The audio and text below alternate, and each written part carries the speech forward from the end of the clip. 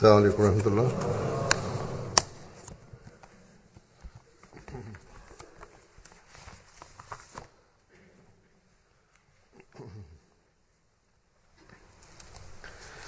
أشهد أن لا إله إلا الله وحده لا شريك له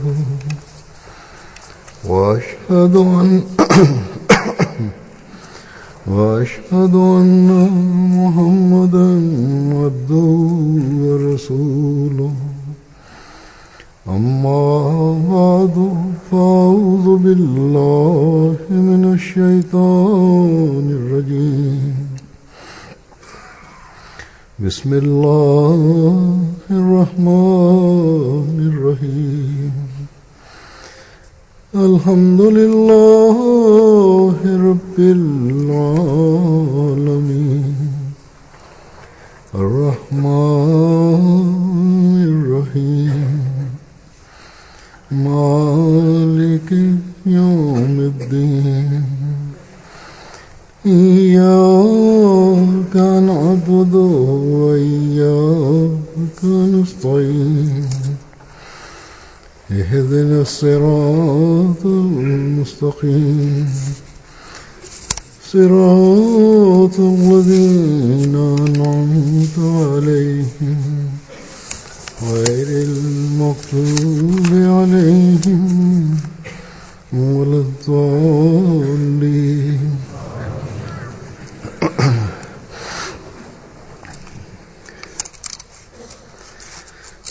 बाज़ लोग समझते हैं कि दीन और मज़हब उनकी आज़ादी को सल्ब करता है और उन पर पाबंदियां लगाता है, लेकिन अल्लाह ताला कुरान करीम में फरमाता है कि वमा जअला अलैकुम फिद्दीन मिन हरज।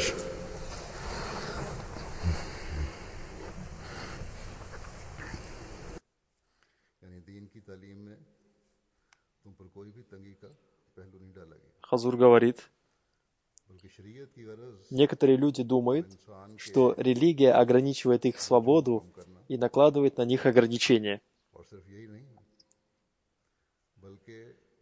Но Всевышний Аллах в Священном Коране изрекает: Он избрал вас и не возложил на вас в религии никакого затруднения.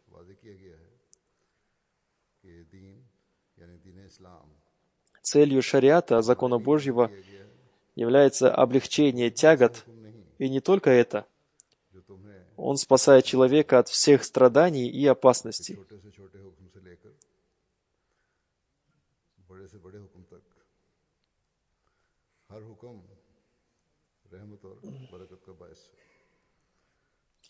Так что в этом повелении Всевышнего Аллаха объясняется, что в религии ислам, которая ниспослана для вас, нет ни одного повеления, которое создает для вас затруднения, а наоборот, все повеления Всевышнего Аллаха приносят благословение и благополучие.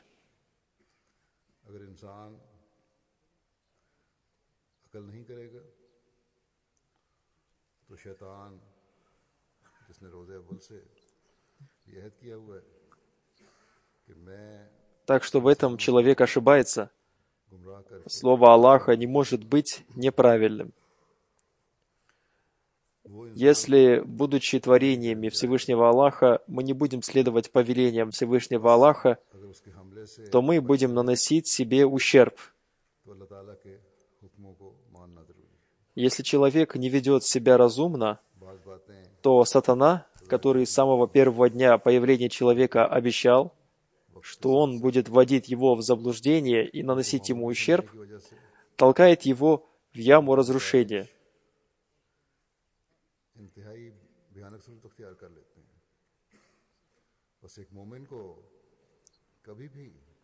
Так что если человек хочет спасать себя от нападок сатаны, то он обязательно должен следовать повелениям Всевышнего Аллаха.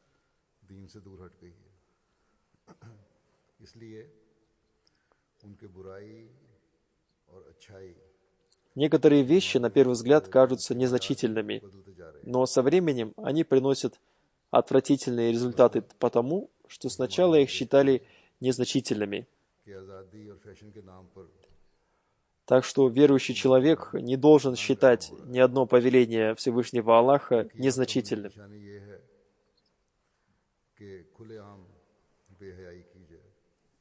Сегодня мы видим, что большинство обитателей нашего мира отдалились от религии.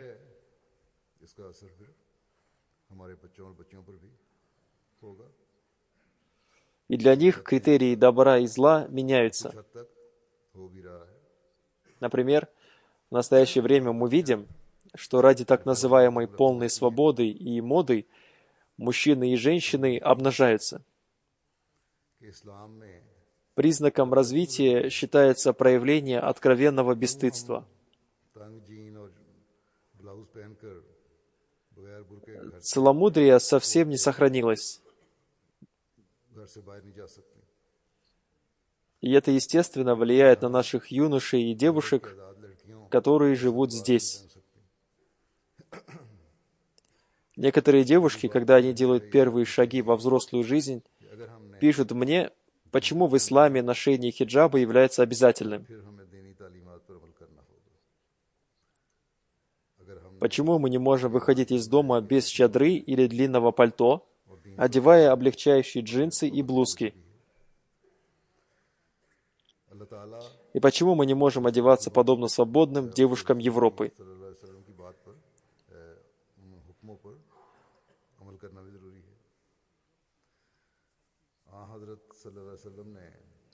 Самое первое, что мы должны запомнить, если мы хотим сохранить свою религию, это то, что мы должны поступать согласно своему религиозному учению.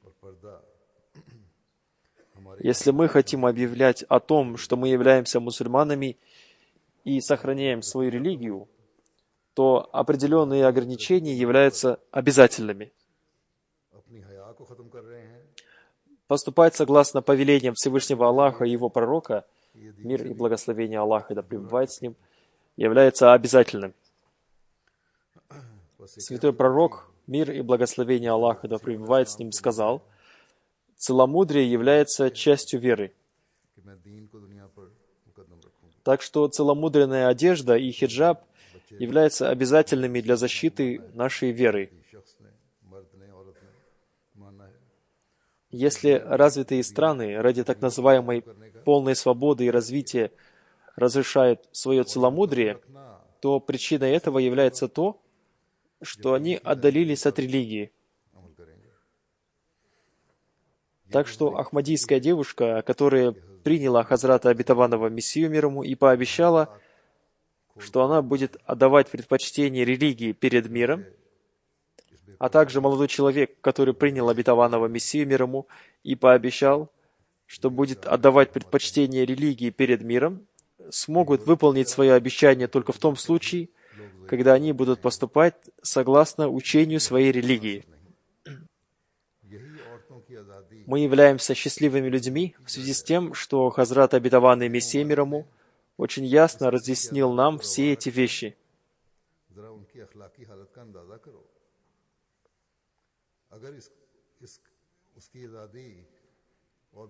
Относительно бесстыдства и отсутствия целомудрия, Хазрат Обетованный Мессия мир ему в одном месте изрек: сейчас люди, подобно людям из Европы, больше значения придают несоблюдению правил ношению хиджаба. Но это неразумно. Такая женская свобода и является корнем порока и безнравственности. Посмотрите на нравственное состояние тех стран, которые разрешили такую свободу. Если вследствие этой свободы и несоблюдения правил хиджаба у них увеличился уровень чистоты и добродетели, то мы согласны признать то, что мы ошибаемся. Однако это ясный факт, насколько опасными являются отношения молодых мужчин и женщин, встречающихся свободно и без покрывала. Вольное разглядывание друг друга и попадание под влияние страстей своей души является особенностью человека. Несоблюдение правил покрывала приводит их к безнравственности. При такой свободе может произойти всякое. Последите за состоянием мужчин. Они стали несдержаны, подобно жеребцам. В них нет страха перед Всевышним Аллахом и убежденности в последнем дне. Они возвели на уровень Бога свои мирские наслаждения. Поэтому, в первую очередь, при такой свободе и несоблюдении правил покрывала, необходимо исправлять моральное состояние мужчин.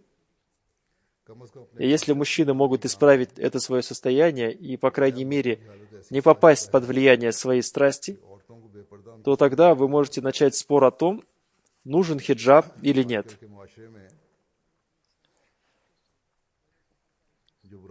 А в ином случае придавать большое значение свободе в отношениях и бесстыдству является подобно предоставлению овцы голодному льву. Что с этими людьми? Почему они не размышляют над последствиями этого? По крайней мере, они могут задать вопрос своей совести. Является состояние мужчин настолько исправленным, что женщины могут находиться перед ним без хиджаба? Зло, которое мы видим в сегодняшнем обществе, подтверждает каждое слово Хазрата Обетованного Мессии мир ему. Так что каждому мусульманину Ахмади и мусульманке Ахмади, каждому юноше и каждой девушке, каждому мужчине и каждой женщине необходимо увеличивать свое целомудрие. И вместо того, чтобы задавать вопросы о том, почему хиджаб является обязательным, и почему мы не можем одевать обтягивающие джинсы и блузки, а вместо того, чтобы испытывать комплекс неполноценности, они должны стараться защищать себя от грязи этого общества. Это является обязанностью родителей и особенно матерей, чтобы они с раннего возраста давали своим детям знания по исламскому учению и объясняли им недостатки, существующие в обществе. Потому что только в этом случае наши потомки смогут сохранить свою религию и смогут защитить себя от яда так называемого развитого общества. Живя в этих странах, родителям следует совершать великий джихад, проявлять большое усердие ради религии, для того, чтобы установить связь своих детей с религией и научить их защищать свое целомудрие. Для этого им следует показать также свои собственные примеры. Недавно одна девушка написала мне: «Я получила хорошее образование и надеюсь, что я получу хорошую работу в банке. Я хочу спросить, могу ли я там работать, если там не разрешается носить хиджаб или не разрешается носить длинное пальто, но после работы я буду носить хиджаб?» Она также написала: «Я слышала, что вы разрешили девушкам, которые работают, снимать хиджаб в том месте, в котором они работают». У этой девушки есть такое качество, как благородство, потому что она написала: «Если вы не разрешите, то я не буду там работать». Этот вопрос касается не одной этой девушки, а многих девушек, поэтому я это разъясню. Во-первых, если я это разрешил, то это относилось к девушкам-врачам, потому что на своей работе они не могут носить традиционный хиджаб и работать в нем. Например, во время операции у них есть своя специальная одежда и головной убор, и они также одевают маски. Их одежда не бывает облегающей. В иных случаях врачи тоже могут работать в хиджабе. В Рабве у нас были такие врачи, как доктор Фехмида, и мы всегда видели ее в хиджабе. Также была доктор Нусрат Джаха, у нее тоже был очень правильный хиджаб. Она получила образование также и здесь, в Великобритании, и для совершенствования своих знаний она ежегодно приезжала в Лондон и всегда находилась в хиджабе. И даже соблюдала хиджаб слишком строго. Никогда никто не выражал ей претензий в связи с хиджабом. И это никоим образом не влияло на ее профессиональные качества, и она сделала много сложных операций. Так что если у человека есть намерение поступать согласно повелениям религии, то он найдет для этого пути. Так я уже сказал ученым, занимающимся научными исследованиями, что если девушка является очень способной и занимается научными исследованиями, одевая соответствующую одежду, то она может одевать эту одежду и не носить хиджаб. И эта одежда включает в себя также и головной убор, а после работы в лаборатории она должна носить хиджаб согласно повелениям ислама.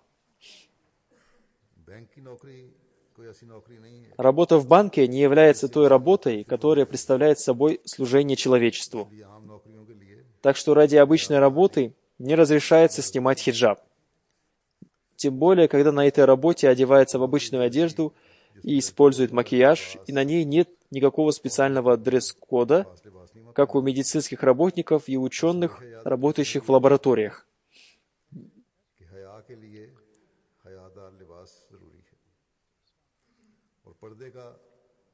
Таким образом, мы должны запомнить, что для сохранения целомудрия обязательно является целомудренная одежда.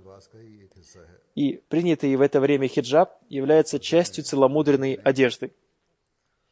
Если будет дозволено облегчение в хиджабе, то произойдут изменения и в целомудренной одежде. И потом общество, в котором увеличивается бесстыдство, окажет на них свое негативное влияние. Мир уже хочет одолеть людей, поступающих согласно учению своей религии, и особенно мусульман, от их религии. В Швейцарии одна девушка была вынуждена обратиться в суд для защиты своих прав, в связи с тем, что она стесняется плавать в бассейне вместе с юношами, а школа обязывает ее плавать вместе с юношами. И она попросила дать ей разрешение плавать только с девушками. Организации, претендующие на лидерство в защите прав людей, сказали ей: «Если ты хочешь плавать отдельно, то это твое право. Но это не такое большое дело, чтобы суд принимал решение в твою пользу».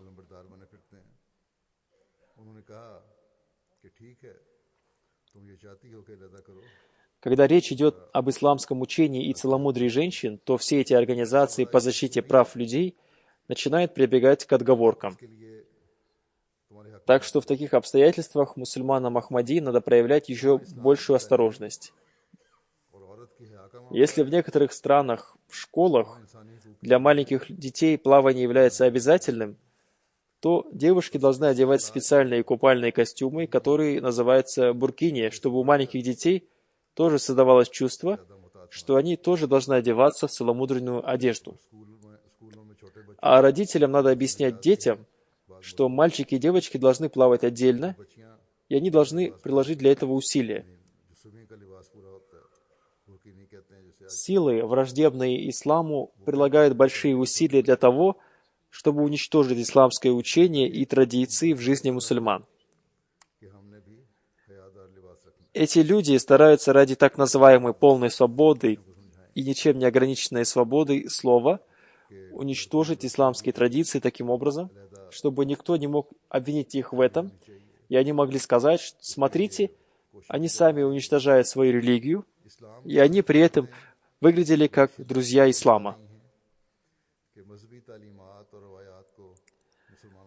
Они, подобно сатане, нападают на ислам, представляя себя друзьями ислама.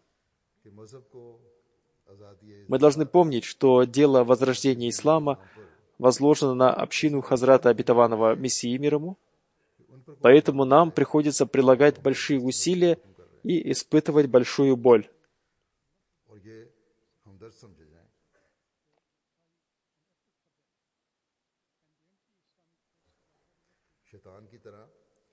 Нам не надо драться с этими людьми, но надо относиться к ним с мудростью.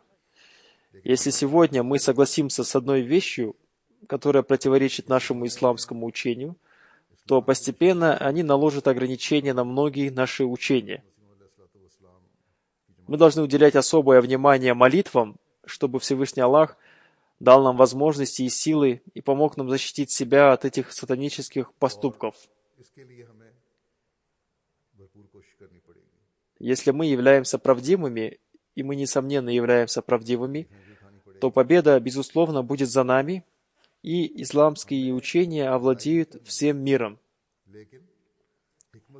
Хазрат обетованный Мессия мир ему в одном месте изрек: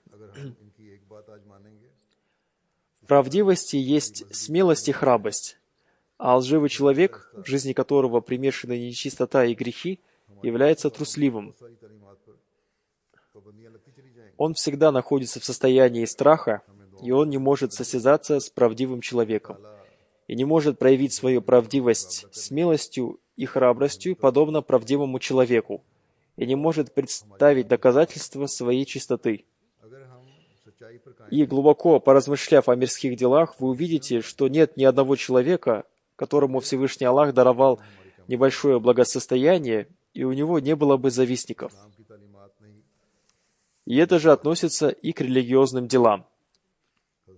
Сатана является врагом исправления, поэтому человеку следует очищать свой отчет, с которым он предстанет пред Аллахом, и исправлять свои дела, относящиеся ко Всевышнему Аллаху. Он довольствуется Богом, и он не боится никого и не испытывает беспокойства в связи с мирскими людьми. Он должен оберегать себя от совершения таких дел, совершая которые он становится заслуживающим наказания. Но это невозможно делать только благодаря самому себе, без помощи Бога и без Его скрытой поддержки. Человеческие стремления ничего не могут сделать, пока они не сопровождаются милостью Всевышнего Аллаха, ибо человек создан слабым. Он наполнен ошибками и со всех 4 сторон окружен затруднениями, поэтому мы должны молиться о том, чтобы Всевышний Аллах даровал нам возможность совершать добрые дела и сделал нас наследниками Его скрытой поддержки. И мы получили благословение Его милости. Так что нам надо убедить мир с помощью молитв, и для этого нам необходимо иметь тесную связь с Аллахом, и мы должны помнить, что другие религии существуют не навсегда. Они появились в свое время, выполнили свою воспитательную роль и пришли к своему завершению. По этой причине в их религиозных книгах делается много изменений и исправлений.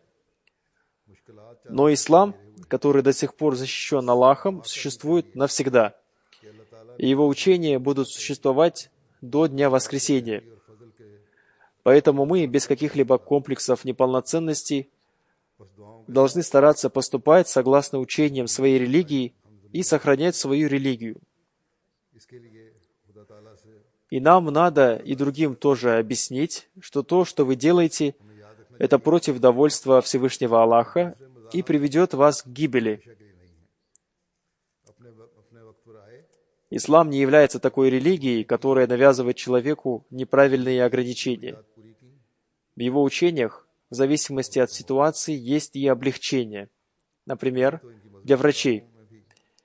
Есть пациентки-женщины, которых приходится показать врачам-мужчинам, и в этом нет никакого строгого ограничения. Спасать человеческую жизнь и избавлять человека от боли является первой и основной целью ислама.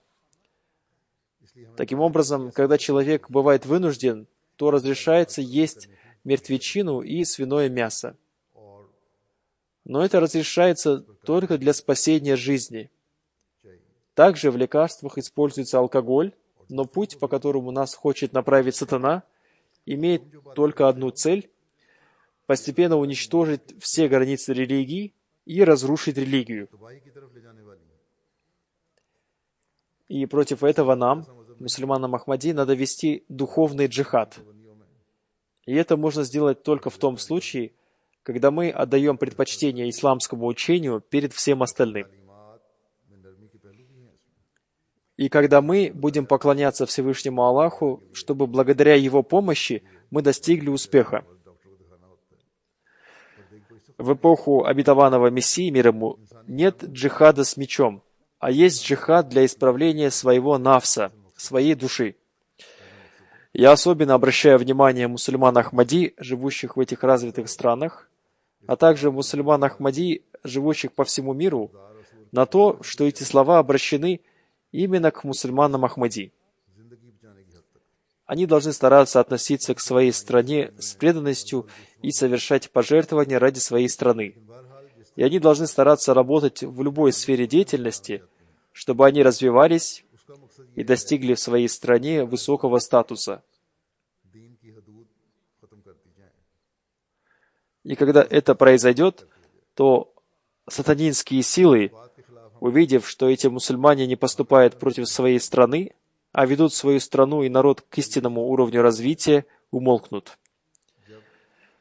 Нам надо убедить этих людей и эти государства в том, что если мы накладываем на себя какие-то ограничения из-за своей религии, то государство и судьи не имеют никакого права вмешиваться в это, потому что по этой причине в обществе создается беспокойство и увеличивается разрыв между местными и приезжими людьми. Хотя того, кого они считают мигрантами, живут здесь уже во втором-третьем поколении. Да, если кто-то наносит ущерб своей стране или является предателем своей страны и распространяет ложь и ненависть к своей стране, то в этом случае государство имеет полное право арестовать его и наказать. Но они не имеют права запрещать людям поступать согласно их религиозным учениям. И говорить, что если вы будете поступать таким образом, то это означает, что вы не интегрируетесь в общественную жизнь страны. Нам, мусульманам Ахмади, всегда надо помнить о том, что это время является очень опасным, и шайтан совершает нападки со всей своей силой. И если мусульмане, и особенно мусульмане Ахмади, мужчины, женщины и молодежь, не будут стараться устанавливать исламские ценности, то нет никакой гарантии нашего спасения. И мы получим большее наказание от Всевышнего Аллаха, потому что мы поняли истину, которую нам объяснил Хазрат Обетованный Мессия мир ему, и после этого мы не поступали в соответствии с ней. Так что если мы хотим спасти себя от гибели, то мы должны быть убеждены в своей религии и должны жить согласно учению ислама. Не думайте, что развитие этих развитых стран является гарантией нашего развития, и что поступать в соответствии с их ценностями является гарантией нашего существования. Развитие этих стран уже достигло своей вершины, и состояние их нравственности и их действия, разрушающие нравственные устои, приводит их к деградации. И признаки этого уже появляются. Они вызывают недовольство Всевышнего Аллаха и призывают к своей гибели. И нам, вместо того, чтобы перенимать их ценности, далекие от морали и нравственности, необходимо из чувства сострадания к людям показать им правильный путь. Если не произойдет исправление этих людей, которое кажется очень трудным из-за их высокомерия и отдаления от религии, то в будущем в развитии мира будут участвовать те народы, которые сохранят нравственные и религиозные ценности. Так что, как я уже сказал, особенно молодым мусульманам Ахмади и мусульманкам Ахмади необходимо размышлять над учением Всевышнего Аллаха, и вместо того, чтобы следовать этому западному миру и оказаться под их влиянием, надо стараться, чтобы они последовали за вами.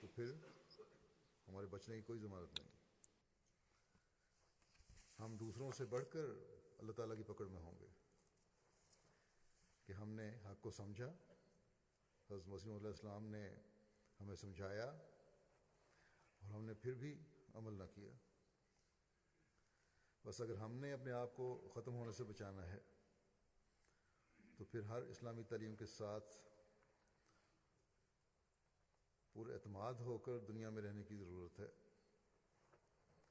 ये ना समझें कि ये तरक्की याफ्ता मुल्कों की तरक्की हमारी तरक्की और ज़िंदगी की ज़मानत है और इसके साथ चलने में ही हमारी बका है। इन तरक्की याफ्ता कौमों की तरक्की अपनी इंतहा को पहुंच चुकी है और अब जो इनके Начав говорить о хиджабе и манере одеваться, я также хочу сказать, и говорю об этом с сожалением, что есть некоторые люди, которые говорят, что в развитии Ахмадията самым важным не является только хиджаб. Есть такие люди, которые говорят, что это учение является уже устаревшим. И если мы хотим выиграть конкуренцию с этим миром, то мы должны отказаться от этих учений, упаси Аллах. Но пусть будет ясно этим людям, что если мы будем следовать им и жить жизнью, подобной жизнью мирских людей, то вместо того, чтобы состязаться с этим миром, мы сами утонем в этом мире. И постепенно наши молитвы тоже будут совершаться только на показ, и другие благие дела и религиозная практика тоже будут только на показ. И постепенно это тоже исчезнет. Так что не надо считать ни одно повеление Всевышнего Аллаха незначительным. Эта ситуация должна вызвать в нас страх, потому что для развития ислама обязательно является любая вещь, о которой приказал Всевышний Аллах и его пророк. Мир и благословение Аллаха да пребывает с ним. Ограничения в виде хиджаба относятся не только к женщинам. Ислам накладывает ограничения не только на женщин. Эти ограничения относятся и к мужчинам, и к женщинам. Сначала Всевышний Аллах обратил внимание на целомудрие и хиджаб, препятствие для защиты целомудрия мужчин. Всевышний Аллах изрекает: «Скажи верующим мужчинам, чтобы опускали они глаза свои и оберегали целомудрие свое, это чище для них, воистину Аллах, сведущий о том, что они делают». Всевышний Аллах в первую очередь обращается к верующим мужчинам и говорит: «Опускайте глаза». Почему? Потому что это чище для них, и потому что без чистоты невозможно обрести Аллаха.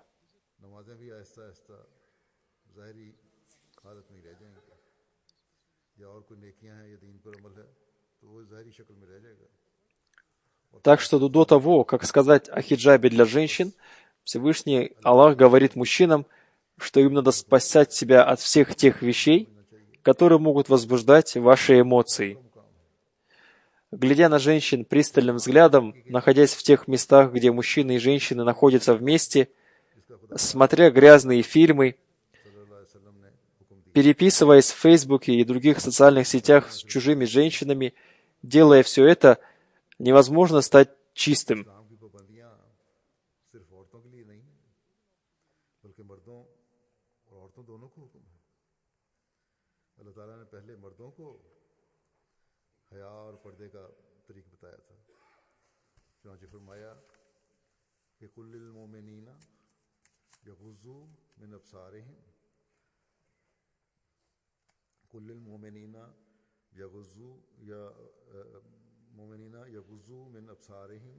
Хазрат, обетованный Мессия мир ему, в этой связи в разных местах открыто и ясно увещевал нас. В одном месте он сказал: «Это является словом Аллаха, который своим ясным и явным сообщением установил определенные ограничения на нашу речь и наши действия, наши движения и наше состояние покоя. И Он научил нас человеческому этикету и чистому поведению.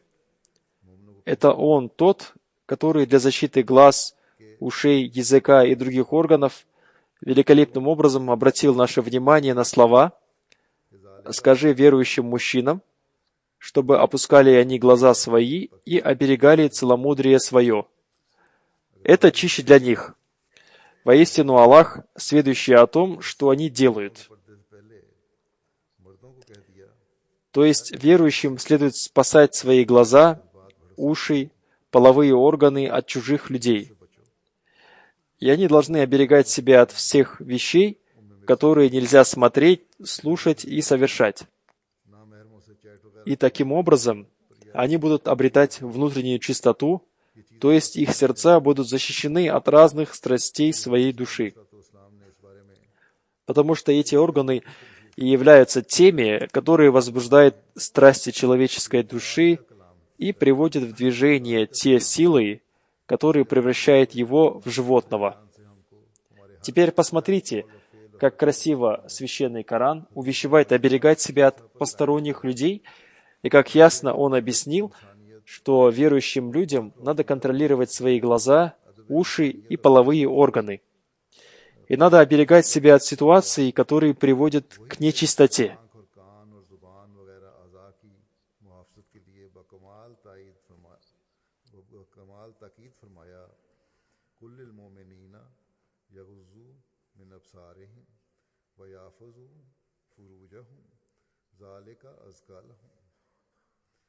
यानी मोमिनों को चाहिए कि वो अपनी आंखें और कानों और सतरगाहों को नामहरमों से बचावें और हर यक नादीदनी और नाशनीदनी और नाकर्दनी से परहेज करें कि ये तरीका उनकी अंदरूनी पाकी का मूजब होगा, यानी उनके दिल तरह तरह के जज्बात नफसानिया से। Затем, объясняя, что означает опускание глаз, Хазрат обетованный Мессия мир ему изрекает: нужно помнить, что сдерживание взглядов и направление их лишь на то, что позволительно, в арабском языке называется газа басар. Хазур объясняет, то есть смотреть на те вещи, на которые разрешено смотреть не широко раскрытыми глазами, и смотреть на те вещи, на которые дозволяется смотреть, на арабском языке называется газа басар. Далее он изрек: праведному человеку не приличествует вольно водить глазами во все стороны, подобно животному. Совершенно необходимо, чтобы такой человек взял газа басар, то есть сдерживание своего взора за обычаи во всех обстоятельствах своей общественной жизни. Это благословенный обычай, посредством которого естественные побуждения превращаются в высокие нравственные качества безо всякого вмешательства в течение общественной жизни человека. Таково качество, называемое в исламе целомудренностью.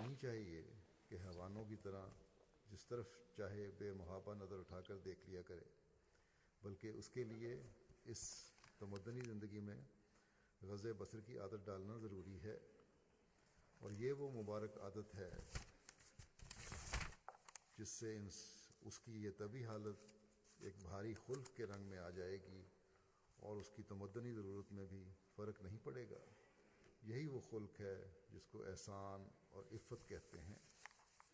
फिर एक जगह मज़ीद खोल कर बयान फरमाया आपने कि मोमिनों को कह दे कि नामहरम और मोहल्ले शावत के देखने से अपनी आँखें इस कदर बंद रखें कि पूरी सफाई से चेहरा नजर ना आ सके और ना चेहरे पर कुशादा और बेरोक नजर पड़ सके, और इस बात के पाबंद रहें कि हरगिज़ आंख को पूरे तौर पर खोल कर ना देखें, ना शावत की नजर। В другом месте Хазрат обетованный Мессия мир ему ясно разъяснил: верующим явным образом указано не смотреть на чужих женщин, и когда приходится оказываться в ситуациях, возбуждающих страсти человеческой души, не смотреть широко раскрытыми глазами, чтобы не видеть их лицо. И он должен сдерживать себя, чтобы его глаза не были широко раскрытыми, и не рассматривать ее, и не смотреть на нее. Потому что это может стать причиной того, что человек может споткнуться. Духовная чистота человека не может находиться в безопасности от глаз, которые не контролируются. И в конце концов этот человек оказывается в испытании. И сердце не может быть чистым до тех пор, пока глаза не будут чистыми. И он не может шагать по жизни в той чистоте, в которой должен шагать ищущий истину.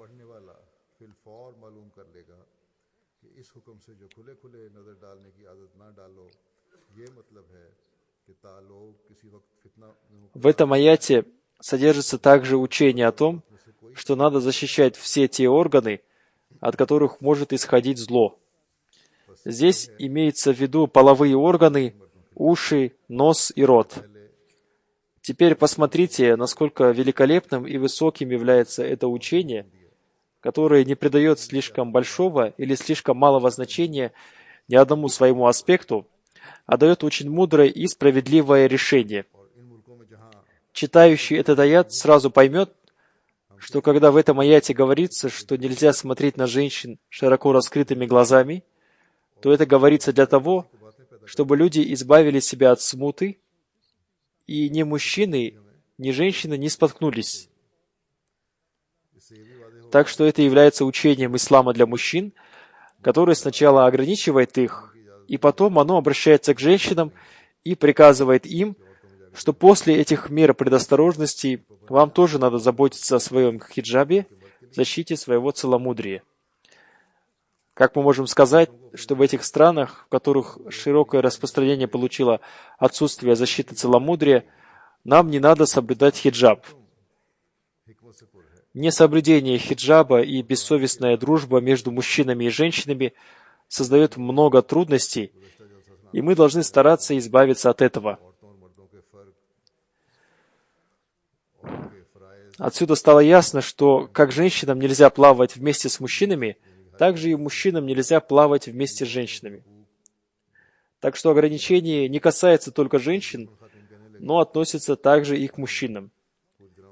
Мужчинам приказано опускать глаза, глядя на женщин, чтобы устанавливать уважение к женщинам в обществе. Таким образом, каждое повеление ислама наполнено мудростью и удаляет всякую вероятность совершения зла.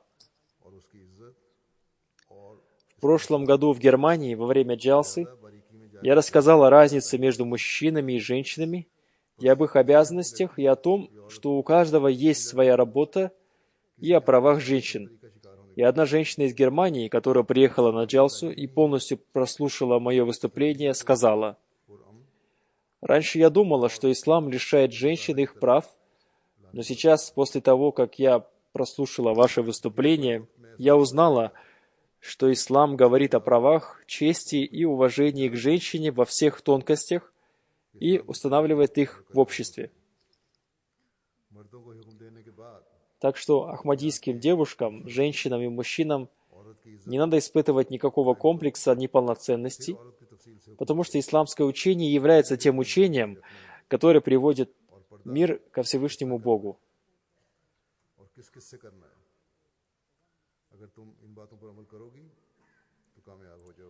Мир в определенное время осознает, и люди поймут, что у них нет другого выхода, кроме того, чтобы размышлять над учением ислама и следовать ему. После того, как мужчинам повелено, чтобы они опускали свои глаза и установили честь женщин в обществе, женщинам тоже повелено, чтобы они опускали свои глаза, и повелено о том, каким образом и в присутствии кого они должны соблюдать хиджаб. И если вы будете действовать согласно этому, то вы будете преуспевать. В заключение Всевышний Аллах сказал, что целомудрие и хиджаб являются признаком вашего успеха, и благодаря им ваша мирская жизнь и жизнь будущего мира будут успешными. Всевышний Аллах изрекает в Священном Коране: «И скажи верующим женщинам, чтобы опускали они глаза свои и оберегали целомудрие свое. И пусть не выставляет на показ красу свою, кроме того, что видно из нее. И пусть они набрасывают покрывало свои на грудь свою, и пусть не показывают они красу свою никому, кроме мужей своих, или отцов своих, или отцов мужей своих, или сыновей своих, или сыновей мужей своих, или братьев своих, или сыновей братьев своих, или сыновей сестер своих, или женщин своих, или тех, которыми владеют правые руки их, или слуг из мужчин, не имеющих вожделения, или детей, которые не достигли понимания наготы женщин. И пусть не бьют они ногами своими так, чтобы стало известно то, что скрывают они из красы своей. И обращайтесь с покаянием к Аллаху, все вы, о верующие, чтобы преуспели вы».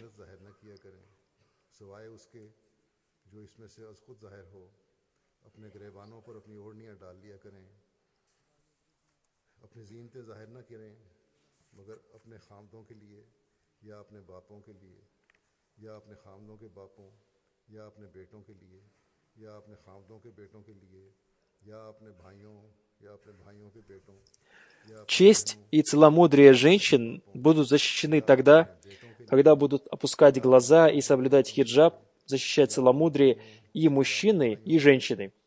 В развитых странах смысл защиты чести и целомудрия полностью изменился. Если незнакомые юноши и девушки совершают прелюбодеяние по взаимному согласию, то это не считается прелюбодеянием. А если это совершается против чьей-то воли, то это считается прелюбодеянием. Когда появляются такие низкие уровни нравственности, то верующему человеку надо прилагать большие усилия и много молиться о том, чтобы он находился под защитой Аллаха. Те люди, которые выдвигают обвинения против исламского учения, говорят, что ислам лишает женщин их прав, когда указывает женщинам на необходимость соблюдения хиджаба. И иногда девушки с незрелым менталитетом попадают под влияние этого.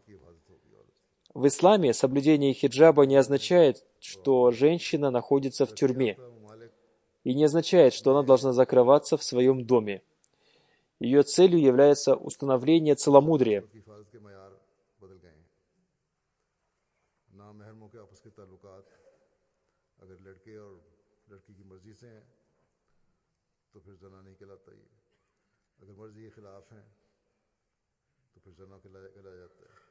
जब ऐसी गिरावटें आ जाएं तो एक मोमिन को तो अल्लाह ताला की पनाह में आने के लिए बहुत ज़्यादा दुआओं और कोशिश की ज़रूरत है।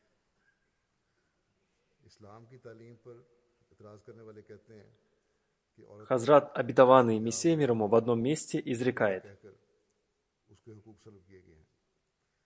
сегодня много обвинений касается исламской традиции прикрытия лиц мусульманских женщин.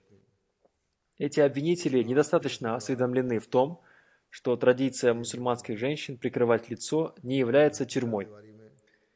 Это запрет на то, чтобы способные к интимной жизни мужчины и женщины не могли свободно разглядывать друг друга.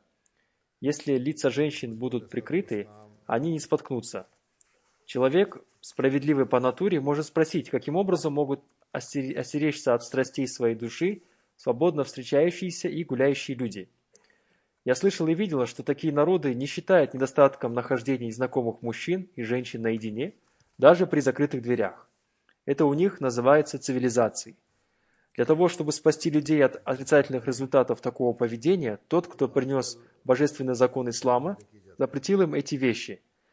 По этому случаю он сказал: там, где свободно встречаются мужчина и женщина, третьим с ними будет сатана. Размышляйте над результатом этого поведения, ведь Европа уже пострадала от такой свободы. В некоторых ее местах уже ведут развратную жизнь. Это результат таких учений. Если вы желаете спасти какую-либо вещь от вероломства, ее следует охранять. Вы должны понять, что люди очень легкомысленны. Помните о том, что такое поведение обязательно разрушит нравственность.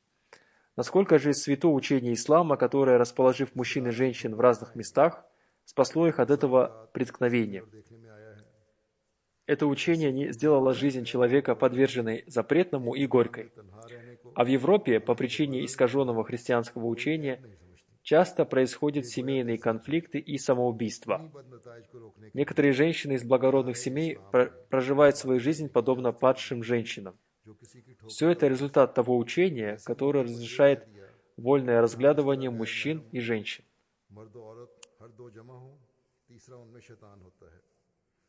इन नापाक नताइज पर गौर करो जो यूरोप इस खलील रसन तालीम से भुगत रहा है। बाज़ जगह बिल्कुल काबिल शर्म तवाइफाना ज़िंदगी बसर की जा रही है। ये इन्हीं तालीमात का नतीजा है। अगर किसी चीज़ को खयानत Затем Хазрат, обетованный Мессией мир ему, объяснил, каким образом надо соблюдать хиджаб. Хазрат, обетованный Мессией мир ему, сказал: Всевышний Аллах приказывает женщинам, чтобы они защищали свои глаза от того, чтобы смотреть на чужих мужчин, и также защищали свои уши, то есть не слушали голоса, возбуждающие страсти человеческой души, и они укрывали те места, которые надо укрывать, и не показывали своей красоты и честей тела посторонним мужчинам. И они должны одевать свою чадру таким образом, чтобы она укрывала грудь и голову, то есть грудь, оба уха, виски. Все это должно быть укрыто, и они не должны шагать по земле, подобно танцующим женщинам. Это является тем методом, соблюдение которого защищает человека от того, чтобы споткнуться.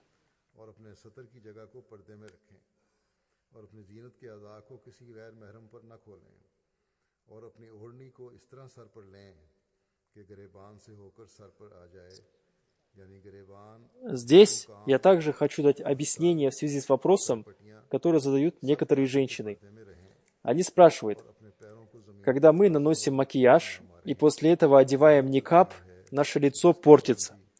Как нам нужно носить хиджаб? В первую очередь, не делайте макияжа. И в этом случае вы можете открывать лицо ниже губ, а остальная часть лица должна быть укрыта. किया होता है Это является самым низким уровнем хиджаба, которому нас научил Хазрат Абидаван и Мессия мир ему. तो किस तरह पर्दा करें? अव्वल तो А если вы хотите делать макияж, करें तो то укрывать лицо обязательно. इसका मयार हज़रत मुस्लिम Этим женщинам надо думать о том, что они хотят. Укрывать свою красоту согласно учению Всевышнего Аллаха, или они хотят показать свою красоту и макияж миру. इनको ये सोचना चाहिए Кому можно показывать свою красоту? Об этом детально рассказано. पाना है В их число входят близкие родственники, сестры и братья, муж, родители и их дети. Перед этими людьми разрешается ходить без хиджаба.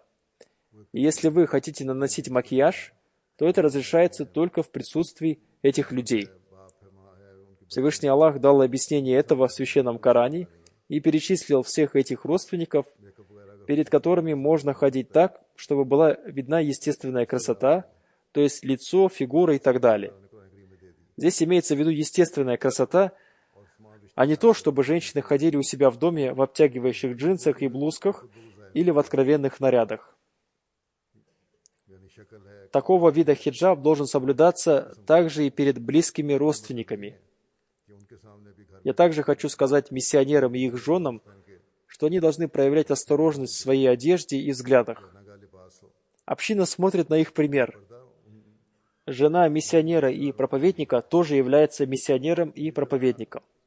И она тоже должна установить высокий пример во всех аспектах. अपने लिबास और अपनी नजर Дай Всевышний Аллах, чтобы наши мужчины и женщины устанавливали высокие уровни целомудрия и следовали исламским повелениям во всех аспектах. और उसको अपनी हर मामले में आला मिसाल कायम करनी चाहिए। अल्लाह ताला करे कि हमारे मर्द भी और हमारी औरतें भी हया के आला मयारों को कायम करने वाले हों और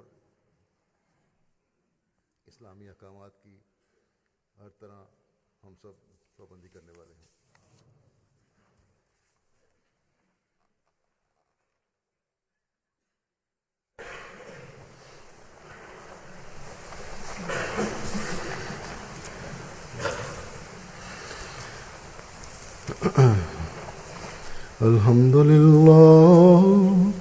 الحمد لله نحمده ونستعينه ونستغفره ونؤمن به ونتوكل عليه ونعوذ بالله من شرور أنفسنا ومن سيئات أعمالنا